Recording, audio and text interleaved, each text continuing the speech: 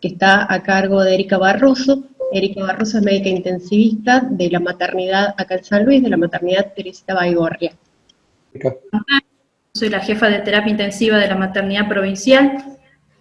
Ahora estoy haciendo obstetricia crítica, pero también tengo formación en lo que es terapia polivalente.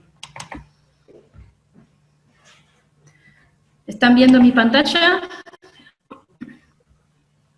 Bien. Bueno, les quería contar que yo voy a hacer el manejo integral, sobre todo del paciente adulto, pero desde un enfoque clínico sobre todo, como hacemos el manejo de estos pacientes, pero desde la clínica más que nada. Estos son algo de generalidades. Ustedes saben que estamos en una situación de pandemia en este momento, ¿sí? Una pandemia que se ha transformado en un problema mundial por la alta contagiosidad de este virus. La transmisión es principalmente por gotas, o sea, las gotas que caen a 2 metros de distancia. Hay que tener cuidado sobre todo en los procedimientos aerolizantes, y el contacto, la transmisión por contacto es menor, pero también es posible. El tiempo medio de incubación de esta enfermedad es de 5 días, y algo que es importante de recalcar es que la dificultad respiratoria, que por ahí es lo que más nos preocupa a todos, ¿sí?, principalmente aparece después de la primera semana, en promedio en unos 10 días. Actualmente en San Luis estamos en una situación de brote, tenemos 1.376 casos, con 800 casos activos en este momento, y vamos 18 muertes en el transcurso de la enfermedad y de la afectación aquí en San Luis. 14 de estos pacientes están en asistencia respiratoria mecánica en este momento. Bueno, como les decía, en cuanto a los aspectos clínicos, tenemos que tener bien claro lo que es la definición de caso sospechoso. Esto se actualiza principalmente a nivel de la página de argentina.gov.ar. Estos son los síntomas que están considerados al momento como caso sospechoso. También se incluye la infección respiratoria aguda grave. Cualquier paciente que ingrese al hospital en insuficiencia respiratoria en este momento hay que considerarlo también como un paciente posible COVID. Y lo mismo la pérdida del olfato y del gusto, que esto es algo que más o menos todos estamos teniendo claro en este momento. Bueno, con respecto al manejo de los pacientes, dijimos recién que el 80% de los casos van a ser pacientes leves. Se considera paciente leve aquel que, además de tener síntomas leves, tiene que tener ausencia de comorbilidades, como las que tenemos descritas, que sea paciente añoso, que sea diabético, EPOC, obeso, con algunas enfermedades crónicas previas. Los síntomas que principalmente va a tener este paciente son síntomas de cuadros de vía aérea superior, sobre todo, con algo de cefalea, mialgias. En este momento estos pacientes están pudiendo quedarse en domicilio con llamados telefónicos cada 48 horas para saber la evolución, y hasta hace poco aquí en San Luis se llevaban al centro de contención, sobre todo, ¿sí? Pero uno espera que estos pacientes resuelvan bien su cuadro. A nivel de lo que es la clínica, tienen auscultación normal, no presentan signos de deterioro respiratorio, con frecuencia respiratoria normal, no tienen desaturación. Si se les hace laboratorio en el caso de tener comorbilidades o estar en un centro de contención, no va a tener laboratorio patológico, y su radiografía de tórax tiene que ser normal. Si encontramos anormalidades en la radiografía, lo que hay que hacer es un examen un poco más importante, como es la tomografía, y descartar que no tenga realmente un compromiso, sino el paciente tiene que ser catalogado como un riesgo mayor. Algo de lo que nos podemos encontrar, sobre todo cuando vemos radiografías que son de dudosa patología, es esto que encontramos aquí, en la tomografía, estos infiltrados que son subpleurales, que muchas veces son un hallazgo más que nada de la exploración, pero que sí nos están avisando que este paciente en realidad tiene un riesgo de progresión, ¿sí? Que no está leve del todo, sino que tiene un riesgo de progresión y hay que catalogarlo con mayor severidad. Si este paciente, el mismo paciente que estamos viendo, tiene comorbilidades o comienza con síntomas de cuadro respiratorio infeccioso inferior, como son la tos, las secreciones, o empieza a requerir oxigenoterapia, o tiene radiología patológica, o encontramos esos infiltrados que vimos en la tomografía, estamos hablando ya de que el cuadro es moderado, ¿sí? Que son el 15% de los casos. Todos estos pacientes se les debe hacer laboratorio para evaluar disfunción de órganos sobre todo, y solicitar marcadores que nos van a avisar de que hay un mal pronóstico, como pueden ser la PCR, la ferritina, el dímero D, que habían mencionado antes también para la charla de anticoagulación, y procalcitonina. Esta es la radiografía de un paciente que tiene que ser catalogado como moderado, donde podemos tener afectación que es unilateral o bilateral, o una afectación de tipo más que nada intersticial, ¿sí? Esto es lo que nosotros podemos encontrar en la radiografía de estos pacientes. Y es importante hacer un seguimiento, porque en cualquier momento se puede complicar un poco la cosa. El tema de los cuadros moderados, ¿sí? Ahí se me fue una radiografía. ¿Qué necesitamos hacerle a estos pacientes? Bueno, no difieren de lo que hacemos en manejo en sala, ¿sí? Electrocardiograma, control de signos vitales, laboratorio, y si el paciente progresa o cambia su sintomatología, hay que hacer radiografía de tórax control. En cuanto a lo que es el tratamiento general, se maneja la fiebre y las mialgias, sobre todo cuando son importantes, con paracetamol, que es la primera elección. Los AINES se pueden utilizar, pero tienen mayor incidencia de efectos adversos, sobre todo. Y siempre que utilicemos oxigenoterapia con estos pacientes, no tiene que estar humidificada. Si bien esto no es lo recomendable para el paciente, aumenta el riesgo de aerosolización para el personal de salud, y el personal de salud en este momento es un recurso muy escaso, por eso tenemos que cuidarnos sí o sí.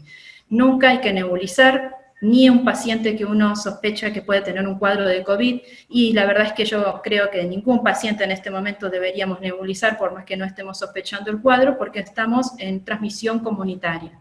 A todos los pacientes hay que hacerle tromboprofilaxis por evitar eventos adversos que son comunes a todos los pacientes. Estos pacientes moderados hay que hacer cultivo, ¿sí? Ya son cuadros de neumonía, como vimos con la radiografía. Cultivos de esputo, de serología también para clamidia y micoplasma, pensando en atípicos y que no sea un cuadro COVID o esté asociado a algo bacteriano. Antibiótico-terapia, la que esté recomendada según el hospital para los cuadros de respiratorios, y oseltamivir en época invernal, que ahora por suerte ya estamos pasando y vamos a estar un poco menos complicados. Y algo nuevo a lo que hacemos siempre nosotros es la utilización de la dexametasona, ¿sí? 6 miligramos día para todos los pacientes que requieran oxigenoterapia. Por eso lo puse aquí en los cuadros moderados, ¿sí? Esto es una recomendación tanto de SATI como del Ministerio de Salud, y se da a partir de un estudio que salió hace poco, que es el estudio Recovery, ¿sí? Que se ha visto que disminuye la mortalidad y la progresión a la asistencia respiratoria mecánica utilizando corticoides en bajas dosis. Por eso está recomendado en todo paciente que requiera oxigenoterapia. ¿Cuáles son los signos de alarma que tenemos que tener con estos pacientes? ¿Sí? Uno de los síntomas clínicos, como ya decía mi compañera de la charla anterior, el empeoramiento de la disnea, ¿sí? El cambio de la clase funcional, sobre todo, la opresión del precordial, alteraciones del estado neurológico que comienza a presentar el paciente, cambios en la saturación o un requerimiento creciente de oxígeno progresivo, y alteraciones en la parte hemodinámica, como puede ser la taquicardia o la hipotensión arterial. La hipertensión también es un signo de alarma. En todos estos pacientes, cuando tenemos signos de alarma, hay que realizar una nueva radiografía de control, nuevo laboratorio con estado ácido-base, y siempre chequear que no haya una complicación infecciosa agregada. Por eso la recomendación es repetir los cultivos, y si está disponible, hacer procalcitonina también. Esto es lo que nos podemos encontrar en nuestro paciente que se empieza a complicar, progresión de los infiltrados, ¿sí? Con mayor compromiso, sobre todo a nivel de intersticio, o infiltrado en parches. Y ante estos cuadros de progresión de sintomatología, progresión radiológica, lo que tenemos que plantear es si nuestro paciente en realidad está cambiando de categoría. Nuestro paciente en realidad se está poniendo grave, es el 5% de los casos, pero tiene casi 50% de mortalidad. Entonces es importante la identificación temprana cuando el paciente se empieza a complicar. Para catalogarlo de paciente grave tenemos distintas escalas. Una es la escala del CUR, que evalúa distintos parámetros, no solo a nivel respiratorio, sino también de la parte hemodinámica y sobre todo el riesgo. Otra escala que nos recomienda el sistema del Ministerio de Salud de la Nación es los criterios de gravedad de ITSA, ¿sí? Donde ya incluye la necesidad de ARM, shock séptico, además de otros parámetros como pueden ser clínicos o de laboratorios.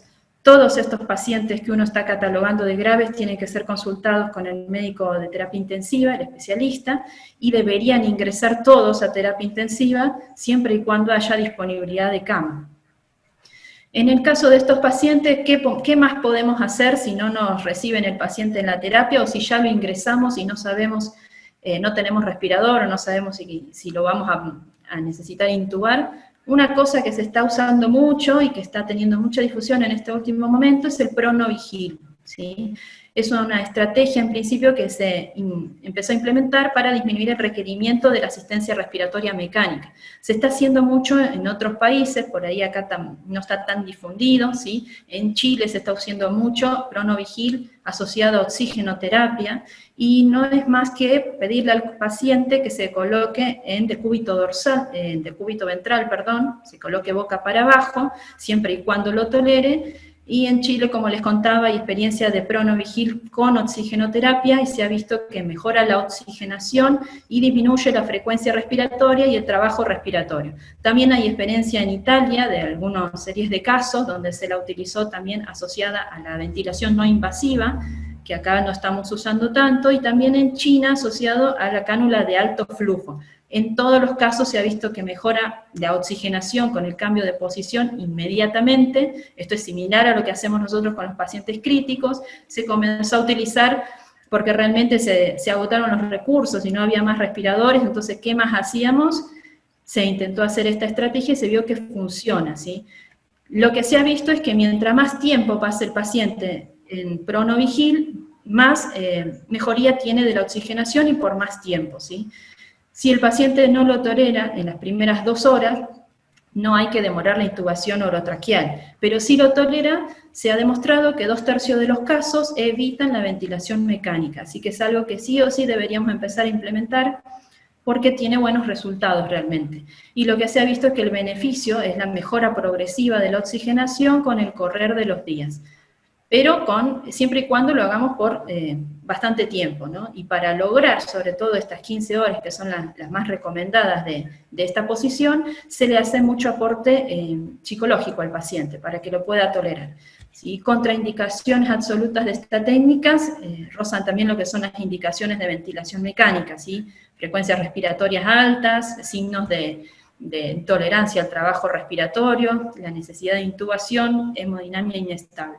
Pero esto sí es una alternativa, sobre todo para los pacientes que se mantienen en sala, o en salas que se han transformado en terapia intermedia, como lo mencionó el doctor, y también es una estrategia que deberíamos estar utilizando en las terapias intensivas, como puente a la ventilación mecánica.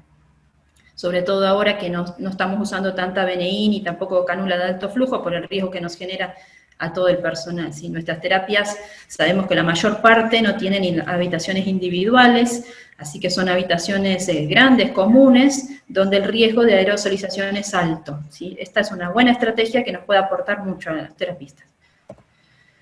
Y en cuanto al manejo del paciente grave, si ya hicimos todo y no mejoró, no respondió, no hay que retrasar la intubación orotraqueal. Y esto parece que ya lo sabemos desde mucho, pero la verdad es que yo estoy participando en el programa de expertos del Ministerio de Salud y casi todas las consultas son consultas del momento de la intubación orotraqueal, ¿sí? Cuándo intubar o cuándo no intubar a un paciente. Y a veces es una decisión difícil para el que está en pie de cama del paciente, ¿no? Pero lo que no hay que olvidar, ¿sí? Son cosas básicas que hay que tener en cuenta, ¿sí? El aumento del trabajo respiratorio, principalmente, que uno lo ve mucho, y que el que tiene experiencia clínica lo detecta enseguida, unas frecuencias respiratorias altas, sostenidas en el tiempo, de 38 a 40, uno sabe que el paciente no lo va a tolerar eso en el tiempo, ¿sí? Imagínense ustedes corriendo una maratón, ¿sí? Si corriera una maratón por 12 horas, 15 horas, como a veces tenemos los pacientes con este estado de taquipnea persistente, sabemos todos que en algún momento nos acalambramos y tenemos que parar. Bueno, lo mismo pasa a nivel respiratorio con estos pacientes. Si nosotros vemos que no hay forma de mejorar la frecuencia respiratoria en el tiempo y que nuestro paciente sigue respirando en estas condiciones, va a hacer paro respiratorio en algún momento y se va a terminar agotando. Entonces, eso es algo que no hay que esperar, ¿sí? Si el paciente no mejora con los medicados que nosotros le estamos haciendo, la frecuencia respiratoria alta y sostenida en el tiempo es una indicación de intubación orotraqueal. Nunca es una indicación específica y absoluta por un número, eso no, pero sí van a poder ver que el paciente no es solamente taquínico, ¿sí? También van a presentar otros signos de deterioro, como el reclutamiento de los músculos accesorios. Cuando el paciente le cuesta cada vez más respirar, va reclutando los músculos, primero los intercostales, después va a reclutar toda la musculatura superior, sobre todo con el esternocleidomastoide, los músculos supraclaviculares, puede haber retracción también intercostal, y ya esta última evidencia, ¿sí?, que es la respiración paradojal, o ya cuando el tórax y el abdomen se ponen asincrónicos, es el signo inminente de paro respiratorio. A esta última anomalía no deberíamos llegar, hay que intubar al paciente antes, ¿sí?, antes de que esté agotado. Las otras motivos de intubación que nos pueden asegurar, si no, por ahí no estamos tan avisados en ver el trabajo respiratorio de nuestro paciente, es la desaturación, ¿sí? La desaturación con máscara reservorio. Recuerden que la máscara reservorio nos está aportando entre 90 y 100% de FIO, que es la máxima FIO que le podemos aportar a un paciente. Entonces, cuando ya no cumplimos con los objetivos de oxigenación y el paciente está con máscara reservorio, esa también es una indicación de intubación orotraqueal. No hay peor cosa que intubar a un paciente cuando ya está desaturando, porque no solo hay que resolver la vía aérea, sino que también tenemos alto riesgo de paro cardíaco por hipoxemia, y entonces tenemos que resolver en el mismo momento dos problemas. Otras causas por lo cual podemos intubar al paciente, el desasosiego y las alteraciones hemodinámicas. La taquicardia persistente, la hipertensión o la hipotensión, junto con el desasosiego, son síntomas de hipoxia tisular, ¿sí? Y nos están demostrando que el paciente ya no está tolerando el trabajo respiratorio a nivel general. Si nosotros ya intubamos a nuestro paciente, esta es la radiografía con la cual nos vamos a encontrar, ¿sí? Ya decimos en este momento que tenemos una etapa de distrés respiratorio, ¿sí? Y lo tenemos que tratar como tal. En cuanto a la ventilación mecánica, hacer ventilación protectiva con bajos volúmenes, como estaba explicando nuestro compañero kinesiólogo, ¿sí? Y en un pulmón que ya está dañado por el virus, lo que hay que hacer es manejar bajos volúmenes para evitar lo que se llama el volutrauma, ¿sí? Daño de ventilación mecánica por volumen. Manejar presiones de peseta de hasta 30 con una PIP adecuada para proteger del daño por presión principalmente, y manejar una saturación objetiva entre 92 y 95 con la mínima FIO posible, ¿sí?, para proteger ese pulmón dañado del daño por oxígeno. Entonces, ya que tenemos un pulmón que está completamente comprometido, hay que protegerlo de daño extra, ¿sí? Y otra de las cosas que se estuvo mencionando es la hipercapnia permisiva, ¿sí? Cuando nosotros hacemos ventilación protectiva, el efecto adverso que tenemos de esta forma de ventilación es la hipercapnia. Es un efecto adverso, o sea que sí o sí, para proteger el pulmón, vamos a tener paciente hipercápnico. Si esto no se puede controlar con el aumento de la frecuencia respiratoria, hay que realmente tolerarlo, y hasta a veces en cuadros de distrés respiratorio severo puede llegar a tener CO2 de 80, de hasta 90, ¿sí? Sobre todo esto yo lo he visto con la pandemia anterior, sí que he ventilado muchos más pacientes, y la verdad es que hay que tolerarlo sí o sí, pero así todo hay excepciones. Los cuadros de shock, los cuadros de traumatismo encefalocraniano grave, donde la hipercapnia no nos ayuda, ¿sí? Y tolerarla siempre y cuando el pH no sea menor de 7-10, donde además tenemos que hacer otras estrategias para controlar el pH, sobre todo. En cuanto a otras medidas, cuando el paciente está en ventilación mecánica, la pseudoanalgesia profunda, con bloqueo neuromuscular, que está recomendado en las primeras 24 horas. Como decía el doctor, ventilamos al paciente y va a estar horrible, pero con el correr de las horas, si lo sedamos bien y lo analgesiamos bien, y además hacemos bloqueo neuromuscular y lo ventilamos bien, ese paciente tiene que ir mejorando. Otra cosa que no dije con tanto detalle es el tema de la PIP, tiene que ser adecuada, ¿sí? Ya no está recomendado como antes hacer la curva de presión-volumen para saber la PIP óptima, pero mínimamente si el paciente está requiriendo mucha FIO, ¿sí?, o FIOs altas, lo que hay que hacer es ir aumentando la PIP progresivamente para tratar de dañar lo menos posible con la FIO, sobre todo, ¿sí? Y otra de las cosas que también estuvieron mencionando antes es el decúbito prono, ¿sí? Esto ya es una estrategia vieja, así que estamos utilizando en distrés hace rato. Lo bueno y lo nuevo por ahí es que el decúbito prono que estamos haciendo ahora para el distrés es un decúbito prono extendido, ¿sí? Mínimo de 15 horas tenemos que hacer. ¿A qué pacientes? A los que no podemos tener un PAFI mayor de 150, y los que no han tenido respuesta a las medidas anteriores que estuvimos mencionando. Si lo sedamos bien, lo bloqueamos, tenemos bien el tema de la PIP y la oxigenación, y ese paciente sigue estando con hipoxemia severa, es momento de hacer prono. En el primer día, o en el segundo, o en el tercero, o cuando se requiera. Esto es decúbito prano para los que no han visto pacientes todavía, es poner el paciente, como dijimos antes, en boca abajo, ¿sí? Pero esta vez el paciente está ventilado. Como les decía, mínimo de 16 horas, y hay que extenderlo siempre y cuando haya respuesta. Si el paciente tiene una buena respuesta y buena oxigenación, se lo puede dar vuelta, chequear el tema de las escaras, que también son una complicación de esta posición, y ver cuánto tolera. Si comienza de nuevo a desaturar o a tener dificultades en la oxigenación, hay que dar otra vez, ¿sí? Y esto es una tomografía para ver un poco de por qué nos sirve el prono, tanto en vigil como en ventilación mecánica. Cuando el paciente está en decúbito dorsal, todo lo que es secreciones y líquido de inflamación se acumula en la parte de abajo, que si ustedes recuerden, lo que es fisiología, en las zonas 1, 2 y 3 de West, la zona 1 es la que está mejor ventilada, pero peor perfundida, ¿sí? Y la zona 3, que es esta que está marcada aquí abajo, ¿sí? La zona 3 de West, está bien perfundida, pero imagínense, con todas estas secreciones y líquido de inflamación, esos alvéolos están completamente inundados y no reciben oxígeno. Por eso el paciente lo tenemos con parámetros de saturación alterados. Cuando lo cambiamos de posición, el tema de la perfusión no cambia, o sea que sigue siendo la zona mejor perfundida, pero lo que cambia con la posición es que pasa a ser una zona mejor ventilada. Y entonces lo que hacemos es reclutar espacio pulmonar útil para poder oxigenar mejor el paciente. Y también un beneficio extra que tiene la posición prono es el drenaje postural de las secreciones, para favorecer ese drenaje y que pueda ventilar mejor y oxigenar mejor el paciente. Como parte del tratamiento de sostén, el manejo de los fluidos es importante. Estos pacientes hay que mantenerlos con balance neutro a negativo, ¿sí? La sobrecarga de líquidos, sobre todo, nos empeora más el distrés, porque aparte de tener líquido de inflamación, vamos a tener líquido extra por presión hidrostática. Y en cuanto al tratamiento del shock en estos pacientes, guiar la reanimación con fluidos de acuerdo a parámetros dinámicos. No está recomendado hacer prueba de fluidos, sino que evaluar a través del relleno capilar, de la diferencia de pulso, de la ecografía dinámica, cuánto líquido realmente necesita el paciente, e incluso con la ecografía podemos evaluar si nos estamos pasando o no a nivel del pulmón, ¿sí?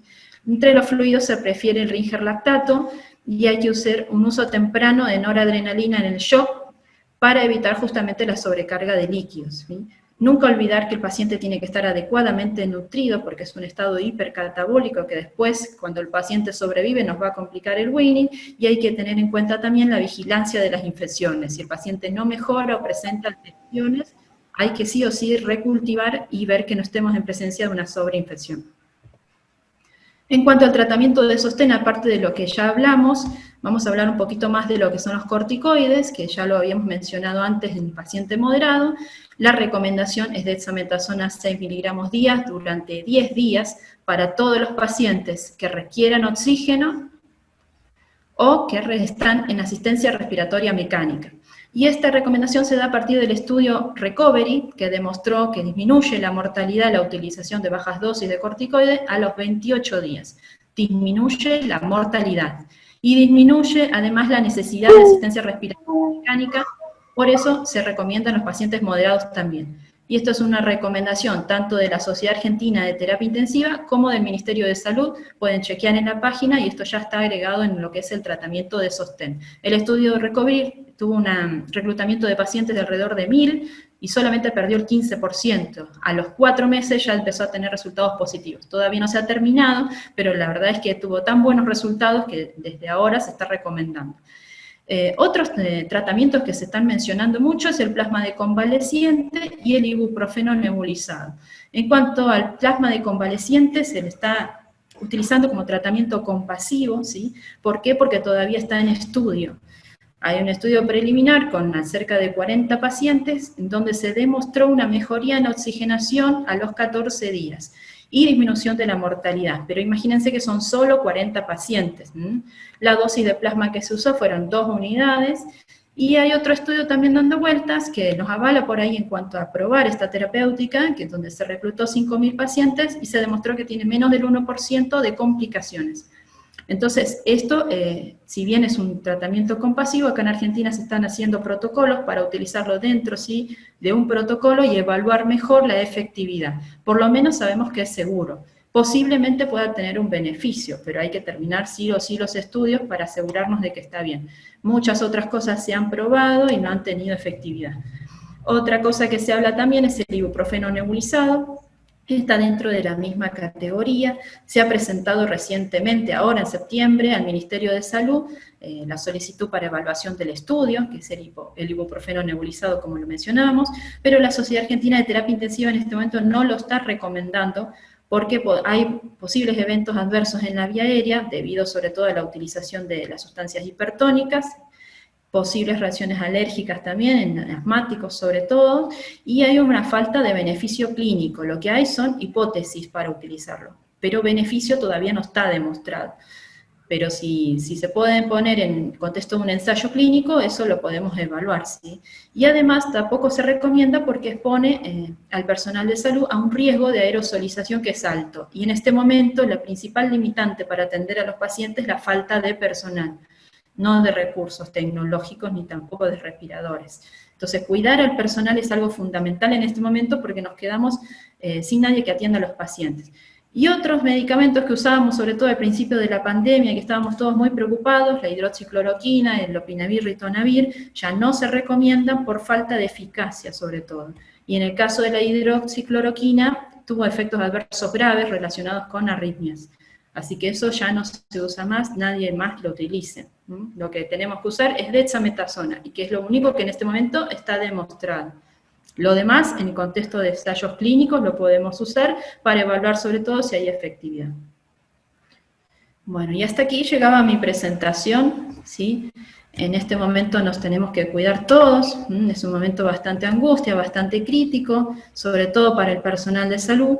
No olvidemos cuidarnos entre nosotros, sobre todo en la salud mental de cada uno, porque todos tenemos gente que nos espera en casa, ¿sí? Familia que nos espera a todos. Muchas gracias.